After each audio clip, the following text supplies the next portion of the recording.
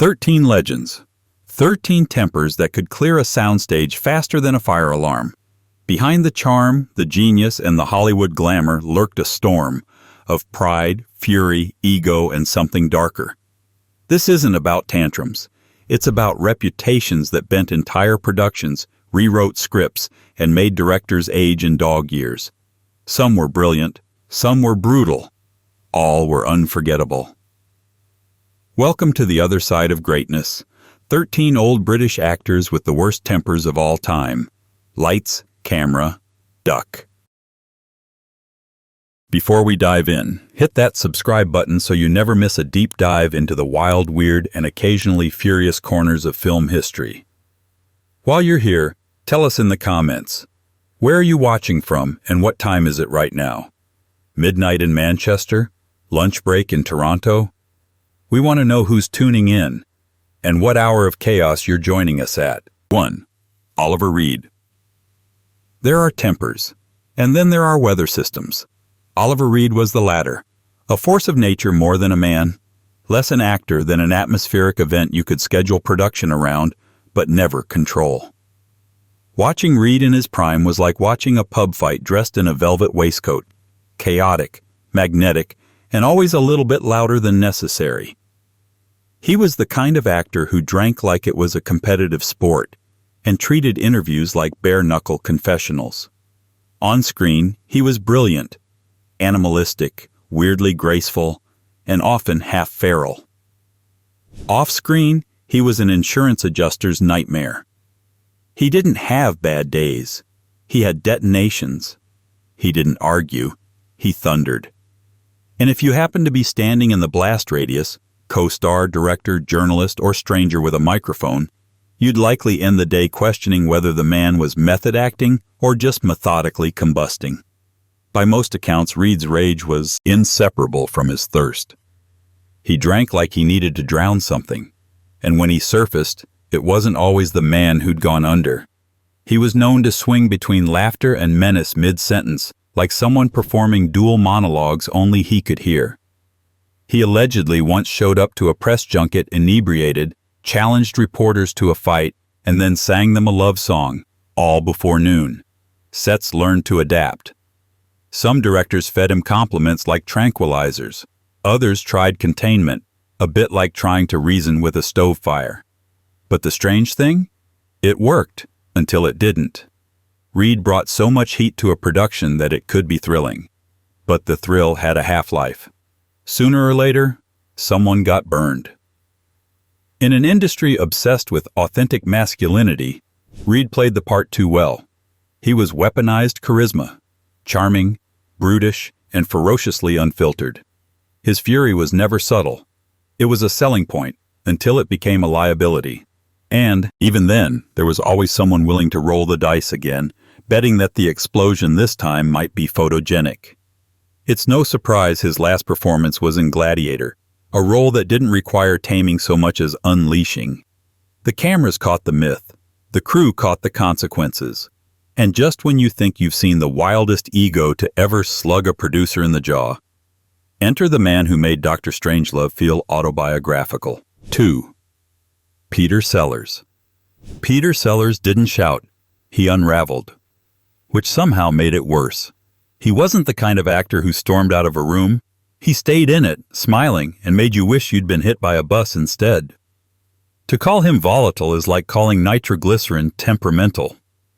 His inner landscape was a shifting tectonic plate of brilliance and deep radioactive insecurity. Everyone who worked with him said the same thing. Eventually, he was a genius. But he was also exhausting, unpredictable, and occasionally cruel in that brittle, surgical way only geniuses seem to perfect. On one day, he'd light up a room, playing characters, cracking jokes, making people weep with laughter. On another, he'd fall into a silent contempt that chilled the entire set. No warning, no explanation. Just a sudden drop in temperature that made crew members tiptoe like they were walking on black ice. Ask directors. Blake Edwards, who worked with Sellers on the Pink Panther films, described their partnership as both gold and war. They fought, often. Not creatively, but existentially. Sellers didn't just want to play the role. He wanted to own it, reshape it, occasionally destroy it and start again halfway through a shoot. Which would have been fine, if time and budget weren't real things. And then there were his relationships. Britt Eklund, his ex-wife, gave interviews that peeled back the charming mask, stories of control, mood swings, and sudden flashes of rage. He once allegedly bugged her room out of jealousy, like James Bond with a jealous streak and no filter. His co-stars learned survival techniques, work around the moods, avoid asking too many questions, don't interrupt when he's talking to himself in character, and above all, don't get comfortable. Because Sellers didn't do comfort. He did chaos, meticulously constructed. The industry didn't just tolerate it, they tiptoed through it. Because every so often he'd give them something transcendent. A performance so eerie, so odd, so perfect that it made the wreckage worth it. Until the next wreck. But if Sellers was a haunted maze, the next man was a locked cathedral, echoing with the sound of his own applause. And yours didn't matter. If you've made it through Oliver Reed and Peter Sellers without ducking for cover, congratulations, you're built different. And if you're into this kind of behind-the-scenes bedlam, go ahead and subscribe to the channel for more cinematic chaos. While you're at it, drop a comment. Where are you watching from? And what time is it right now? We're building a little global club of night owls, lunch breakers, and midnight mystery addicts. Don't be shy. 3. Rex Harrison. Rex Harrison was not a man you directed. He was a man you navigated, like a sharp reef under glassy water, beautiful to behold, but God help you if you got too close without a chart. For decades, Harrison was the poster boy for the elegant tyrant, refined, witty, and able to reduce a room of professionals to nervous glances and sudden silence with nothing more than a narrowed gaze. The stories that surround him aren't tales of thrown chairs or broken bottles. They're slower burns, like cigarette ash drifting toward a silk curtain. Harrison didn't scream, he dismissed. He didn't need volume to terrify you, just a well-timed sigh and a perfectly enunciated insult. His temper, like his acting, was all about timing. Julie Andrews, who starred opposite him in My Fair Lady, recalled his cutting dismissals and condescension. Even at the peak of her rising stardom, she felt minimized. Like a guest in a house she was helping to build. Harrison made it clear that he was the show. Co-stars were fine, but only so long as they didn't upstage the crown. On set, directors bent around his needs. Scripts were rewritten, blocking adjusted. If something didn't suit him, it wasn't discussed. It was removed. And he didn't need to throw tantrums to get his way. His fury was practiced, efficient. If you were in his way, he didn't yell. He simply erased you from the frame. Yet audiences loved him. How could they not? On screen, Harrison was charm weaponized. Arrogant, yes, but irresistibly so. In Cleopatra or Dr. Dolittle, he strutted through scenes with the assurance of a man who knew the camera would never betray him. And it didn't. It captured the myth, not the migraines. What made it all forgivable, then at least, was the myth that difficult men were geniuses. If Harrison made you cry behind a trailer, well, perhaps you weren't tough enough to handle the real theater. It wasn't abuse, it was art, or so the story went. But, while Harrison conquered with wit and contempt, the next actor fought with fire and wreckage, devouring entire rooms with a single syllable, and often dragging the people closest to him into the inferno with unnerving grace. 4. Richard Burton. If Rex Harrison stabbed with a word, Richard Burton leveled cities with a breath. He wasn't merely angry. He was operatic. The kind of man who made rage feel like a birthright. Where others brooded or barked, Burton erupted, shattering glasses, schedules, and sometimes relationships with a kind of theatrical glee that made onlookers wonder if they'd just witnessed a performance or a warning shot. Burton's temper wasn't hidden behind closed doors. It was front-page news, cocktail party gossip, and often a ticket-selling feature. His love affairs were passionate, his rows were legendary, and his arguments, especially with Elizabeth Taylor, were events in themselves. According to Taylor, even their most blistering fights had an odd beauty to them. She described them like meteor showers, dangerous, fleeting, and impossible to ignore. On set, Burton could be mesmerizing and maddening in equal measure. Directors both feared and adored him. He'd walk in, hungover, rumpled, eyes blazing, and then deliver a take so powerful the room would forget everything else. But between those takes, the crew often found themselves tiptoeing, afraid to speak, afraid not to speak. His presence was a test of nerves, not just talent. He clashed with authority, with scripts, with expectations. Producers learned not to micromanage him. Colleagues developed a sixth sense for when the clouds were darkening. And if you were close enough to call him a friend, you likely had battle scars to prove it. Because Burton didn't just argue, he scorched. And then, sometimes, he'd apologize with such eloquence you'd feel guilty for bleeding. Yet, despite the chaos, Burton's genius was undeniable. Watch Who's Afraid of Virginia Woolf, and you see a man pouring his demons directly into celluloid. It's not acting, it's exorcism. The fury, the ache, the bitterness, they weren't performances. They were truths, just slightly dressed up. For decades, the myth held that Burton's brilliance came from the same well as his rage, that one couldn't exist without the other. But myths are dangerous like that. They excuse a lot under the glittering banner of greatness.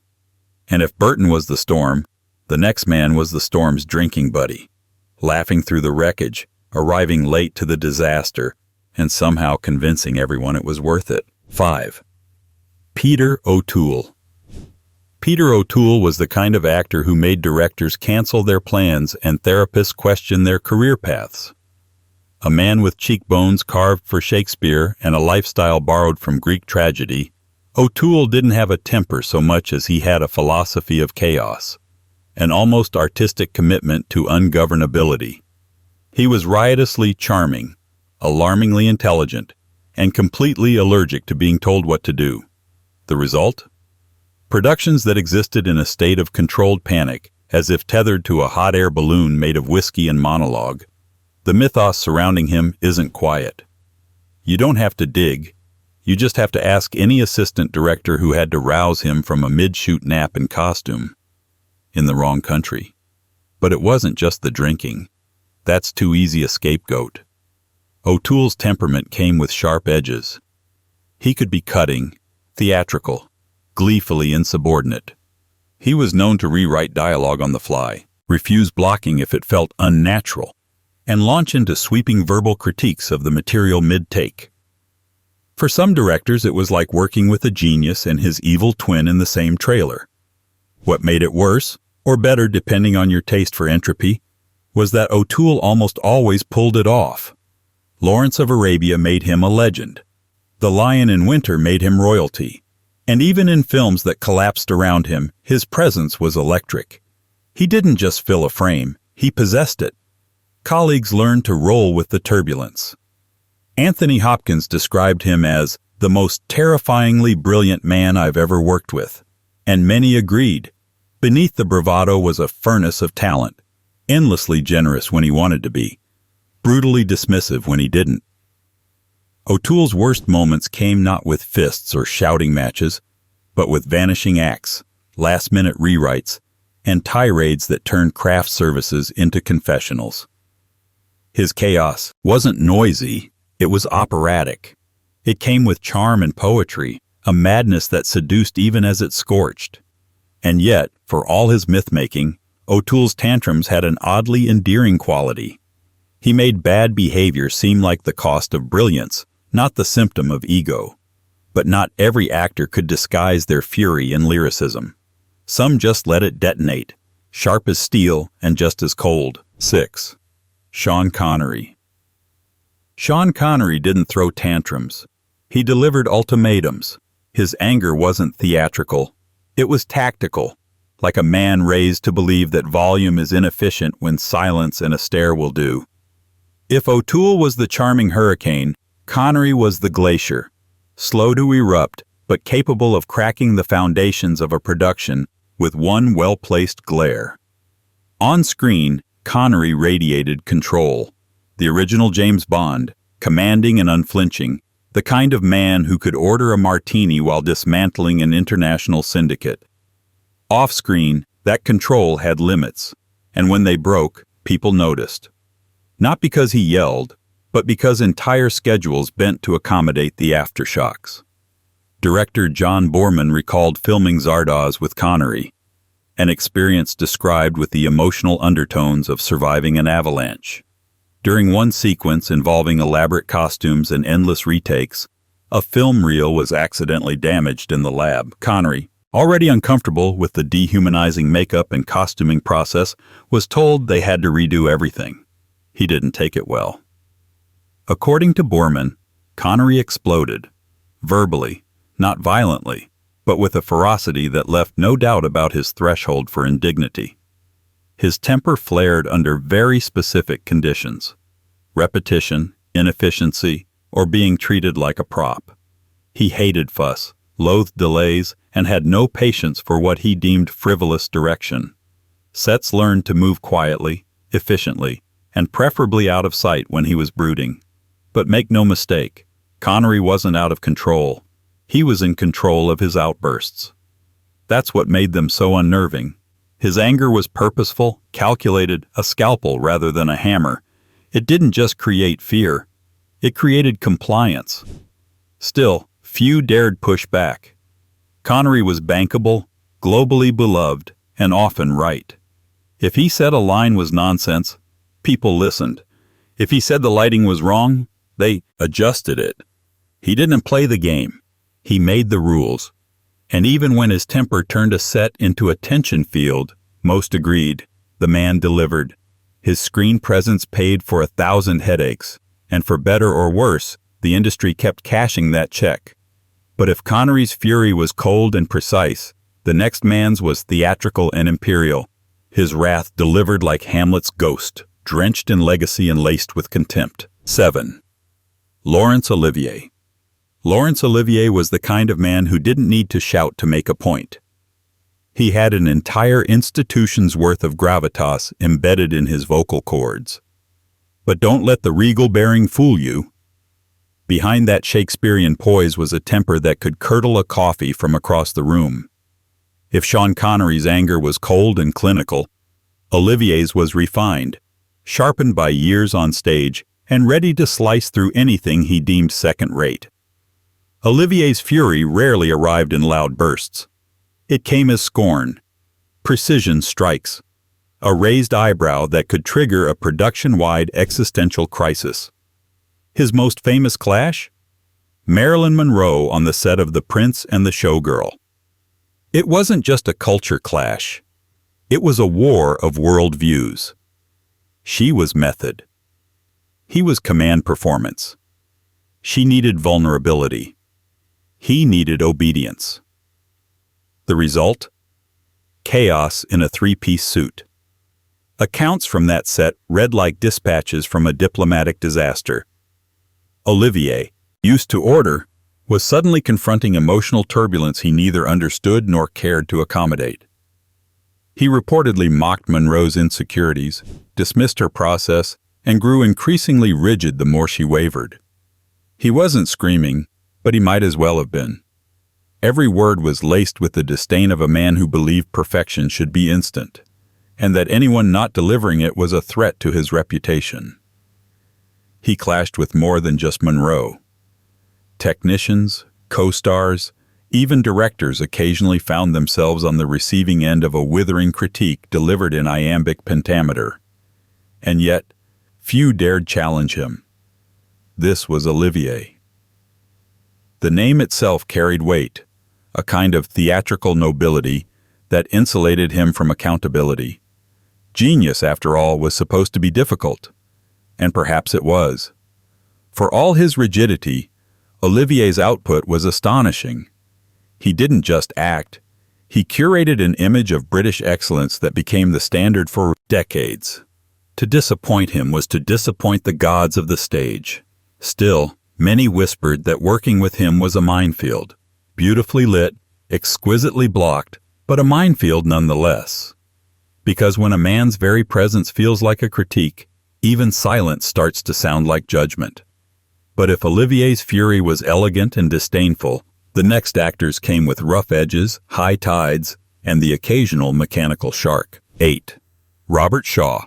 Robert Shaw wasn't born for calm waters. He belonged to storms. He drank them, acted in them, and depending on who you ask, caused more than a few. On screen, he was magnetic, rugged, raw, commanding. Off-screen, he was described by colleagues with a mix of awe and exhausted respect, like they'd survived a hurricane and were still picking seaweed out of their hair. Shaw's temper wasn't subtle, and it wasn't consistent. It came in waves, sometimes charming, sometimes menacing, always unpredictable. During the famously troubled shoot of Jaws, Shaw's behavior became part of the film's behind-the-scenes mythology. The production was already floundering under broken mechanical sharks and unpredictable weather, and into that stew waded Shaw, trailing stories of drinking and volatile moods. Director Steven Spielberg later confirmed that Shaw's on-set drinking created problems. He insisted on being in character, which sometimes meant being inebriated, and one crucial monologue scene had to be reshot because Shaw was, as the polite version goes, overcommitted to realism. Some crew members described moments where Shaw's mood turned dark without warning, and where fellow actors, most notably Richard Dreyfuss, learned to tread carefully around him. And yet, when he was on, he was magnificent. That monologue, the one about the USS Indianapolis, remains one of the most haunting in film history. Shaw delivered it with such controlled intensity, it's hard to believe the man had ever forgotten a line or stumbled through a take. But therein lay the paradox. Shaw could descend into chaos, and then, like flipping a switch, emerge with a performance that reminded everyone why they tolerated the turmoil. It wasn't always alcohol either. Shaw was naturally intense, mercurial by temperament. Some who worked with him said he had a chip on his shoulder, a barely concealed suspicion of Hollywood and its rituals. He didn't like phoniness. He didn't like vanity. He didn't like being told how to feel. Sets adapted. Schedules padded. People braced. And even though many breathed easier when the day wrapped without an incident, they also knew that Robert Shaw's volatility was often the crucible from which brilliance emerged. Still, there's a difference between being unpredictable and being a one-man inquisition. The next actor wasn't just tempestuous, he was doctrinal, exacting, and rumored to have rewritten the laws of television on fear alone. 9. Patrick McGoohan. Patrick McGoohan didn't just burn bridges, he built them out of dynamite in the first place. If most difficult actors made their tempers felt in bursts, McGoohan's presence came with a kind of perpetual tension, as if everyone around him had been cast in a psychological thriller they didn't audition for. He was intense, intellectual, and famously impossible to direct. Not because he lacked discipline, but because he couldn't tolerate anyone else having the last word. To understand McGoohan is to understand The Prisoner, his most iconic creation and, reportedly, a production environment held together by caffeine, cold sweat, and a shared understanding that nothing would be easy. McGoohan wasn't just the star, he was the creator, the vision, the ghost in the machine. And with that authority came an iron grip. Crew members have described him as dictatorial, volatile, and profoundly paranoid about compromising his vision. Some accounts even suggest he edited scripts on the spot, rewrote other actors' lines, and micromanaged blocking to the inch, all while simmering with an intensity that kept people guessing whether they were being mentored or dismantled. Official interviews about him are rare, and the ones that exist are often delivered with diplomatic phrasing. Words like perfectionist, demanding, and brilliant but challenging are frequent flyers. There's a reason so many anecdotes about McGoohan come from secondhand sources. He left behind a legacy of admiration wrapped in a cloud of unease. But McGoohan wasn't a cartoon villain. He was deeply principled. He wanted television, and storytelling in general, to mean something, to be morally sharp, intellectually difficult, and emotionally honest. And when collaborators didn't share that fire, or tried to simplify it into entertainment, that's when the eruptions happened. The industry didn't quite know what to do with someone like him. His temperament alienated studios, yet his work attracted a cult-like reverence. He was too intense for traditional stardom and too brilliant to ignore. Over time, that left him in a strange limbo, a revered figure with a reputation for being, at best, difficult, and at worst, combustible. And while McGoohan's intensity came from creative purity, the next actor's edge was more personal, a prickly mix of control, pride, and a sharp distaste for anyone who tried to manage him like a commodity. 10. Dirk Bogarde. Dirk Bogarde didn't raise his voice. He didn't flip tables. But he could make a room go silent just by entering it. If McGoohan was all-consuming creative intensity, Bogarde was armored control. He wore privacy like a second skin, and under that skin lived a temper that wasn't loud, but lethal in its quietness. His displeasure didn't erupt. It curdled, in glances, in clipped tones, in a sudden withdrawal that could freeze an entire production in place. He came up through the British studio system, initially packaged as a matinee idol, the clean-cut romantic lead, adored and manageable. But Bogarde hated the image, loathed being typecast, and grew increasingly hostile toward the machinery that insisted on shaping him into a product. That resentment didn't explode into scandal. It fermented, turning him into one of the most enigmatic and unpredictable figures in post-war British cinema. He was known to reject scripts outright, insult producers with icy eloquence, and walk away from high-profile projects if he felt creatively caged. Directors who expected obedience found themselves dealing with an actor who questioned everything: motivations, dialogue, costumes, sometimes even the existence of the scene itself. He didn't act so much as surgically dissect roles until they bent to his sense of realism and autonomy. And God help anyone who treated him like a celebrity. Bogarde was famously private, famously aloof, and famously allergic to the Hollywood-style glad-handing that came with success. Publicists learned to tread lightly, journalists even more so. An ill-phrased question could end an interview, or worse, earn you a withering remark that lived on in gossip columns for months.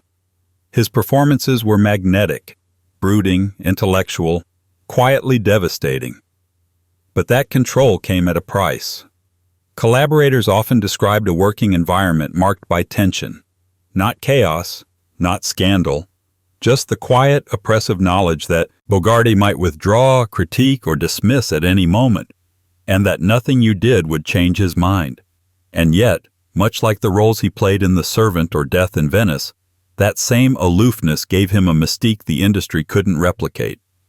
His anger wasn't destructive, it was subtractive. He took himself away and left silence behind. But where Bogarde withdrew to maintain control, the next man pushed forward, bold, brash, and ready to challenge anyone who tried to fit him into a mold that didn't suit his soul. 11. Albert Finney. Albert Finney wasn't the kind of actor you managed. He was the kind you negotiated with, like a stubborn but brilliant architect who would build you a cathedral, if you didn't tell him what color the bricks should be.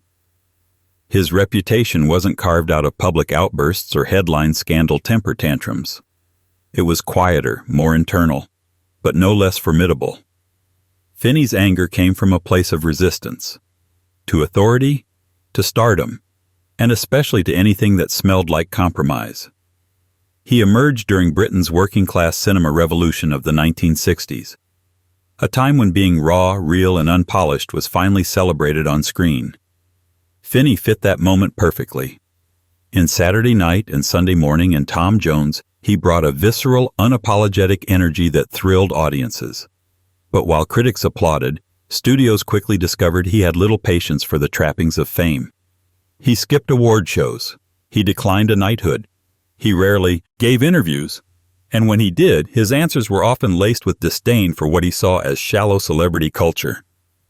On set, Finney was fiercely independent, famously protective of his characters, his process, and his personal space.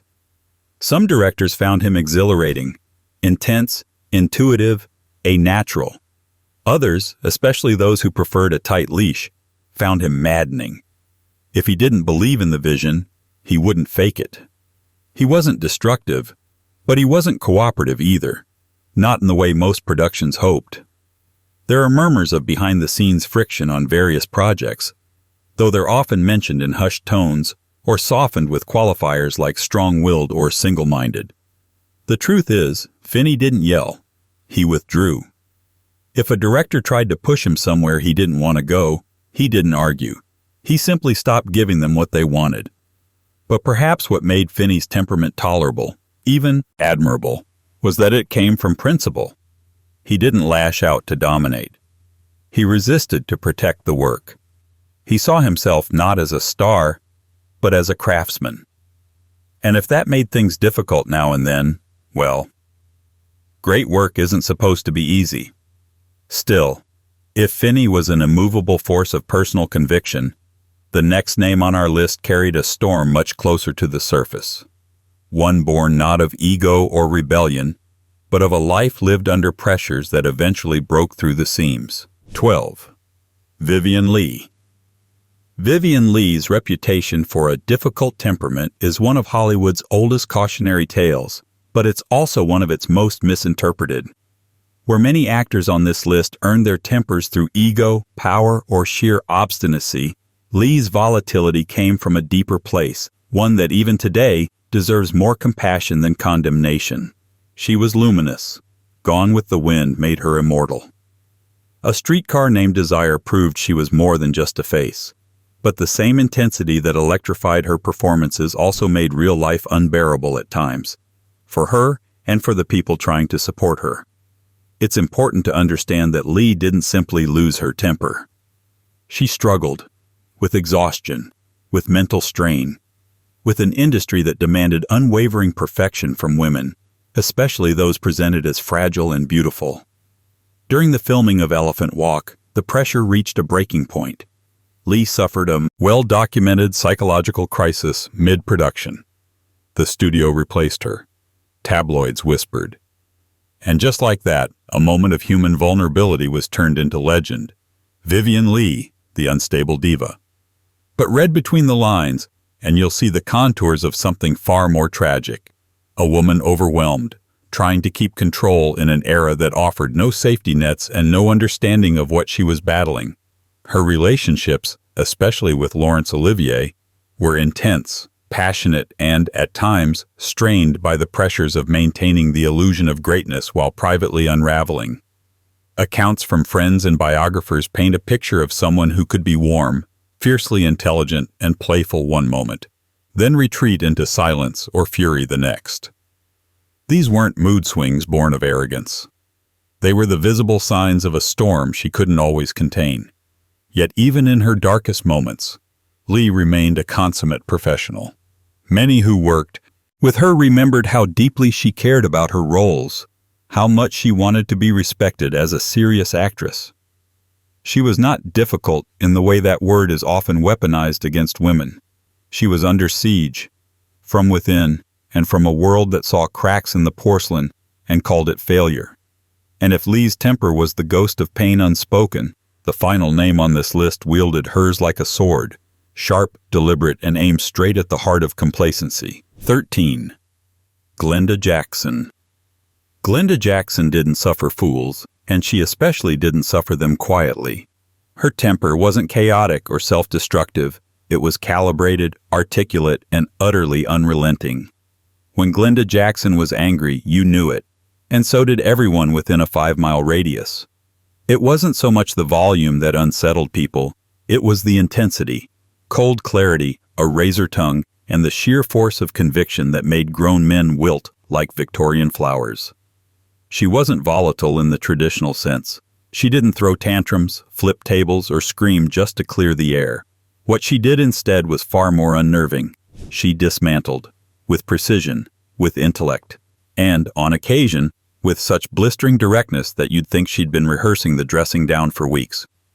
According to multiple long-form interviews, including her own candid reflections, Jackson never understood why people called her scary. To her, being direct was a virtue. To everyone else, it was like standing in a wind tunnel of righteous fury. Her reputation for being difficult was forged in an industry still deeply uncomfortable with assertive women. On stage and screen, she was regal, sharp, ferocious. Off it, she brought the same energy. Journalists who tried to patronize her were often eviscerated before they finished the first question. Colleagues who attempted to soften her performances or undermine her vision learned quickly that Jackson didn't bend. She conquered. And this wasn't a product of ego. Jackson was known for her intellectual rigor. She read scripts like manifestos, approached characters as ideological battlegrounds, and expected the people around her to meet her at that level. Many did, and loved her for it. Others never recovered.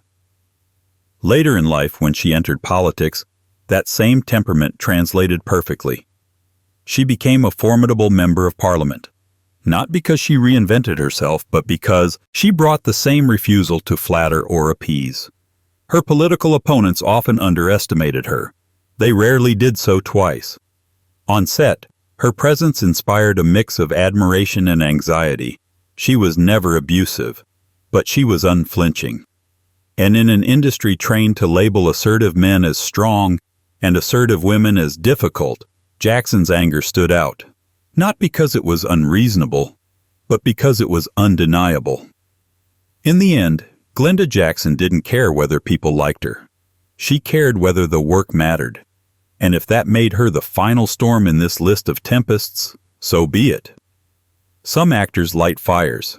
She was one.